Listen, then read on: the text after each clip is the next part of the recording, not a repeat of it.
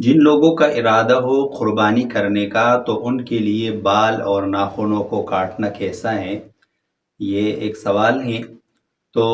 اس کا جواب یہ ہے کہ مسلم شریف کی روایت ہے، روایت کا نمبر ہے 1977۔ حضرت ام سلمہ رضی اللہ عنہا روایت کرتی ہیں کہ آپ صلی اللہ علیہ وسلم نے فرمایا، جب تم میں سے کسی کا ارادہ ہو کہ وہ قربانی کرے گا اور ذو الحجہ کا چاند نظر آ جائے تو اس کو چاہیے کہ اپنے بال اور ناخنوں کو نہ کاٹے۔ تو جو شخص قربانی کا ارادہ رکھتا ہو اس کے لیے مستحب یہ ہے کہ وہ بال اور ناخنوں کو ذی الحجہ کا چاند نظر آنے کے بعد نہ کاٹے۔ یہ مستحب عمل ہے۔ اگر کسی شخص نے بال اور ناخنوں کو کاٹ لیا تو اگرچہ اس کی قربانی ہو جائے گی، اس کی وجہ سے اس کو کوئی گناہ نہیں ہوگا، لیکن اگر آپ بھرپور ثواب حاصل کرنا چاہتے ہیں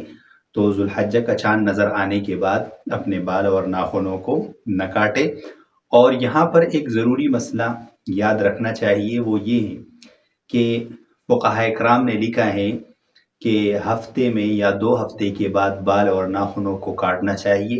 اگر کوئی شخص ایسا ہو کہ اس نے اپنے بال اور ناخنوں کو نہ کاٹا ہو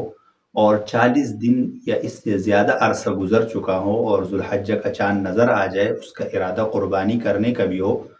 تو پھر اس کے لیے ضروری ہے، واجب ہے کہ وہ اپنے بال اور ناخنوں کو کاٹ لے۔ کیونکہ جس شخص کے بال اتنے بڑھ جائے یا ناخن اتنے بڑھ جائے کہ 40 دن اس پر گزر جائے، تو 40 دن کے بعد یعنی بالوں کو 40 دن سے زیادہ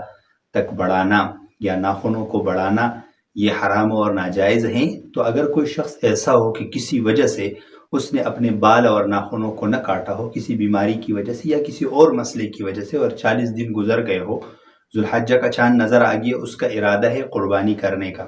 تو پھر اس پر لازم ہے کہ وہ بالوں کو کاٹے۔ یہ ایسے لوگوں کے لیے حکم ہے جو اپنے بال اور ناخن کاٹتے ہیں، تو ان کو چاہیے کہ ذو الحجہ کی چاند نظر آنے سے پہلے وہ بال اور ناخنوں کو کاٹ لے، اور جب ذو الحجہ کا چاند نظر آ جائے تو اس کے بعد اپنے بال اور ناخنوں کو قربانی تک نہ کاٹے۔ جب قربانی کر لے اس کے بعد پھر صفائی کر لے۔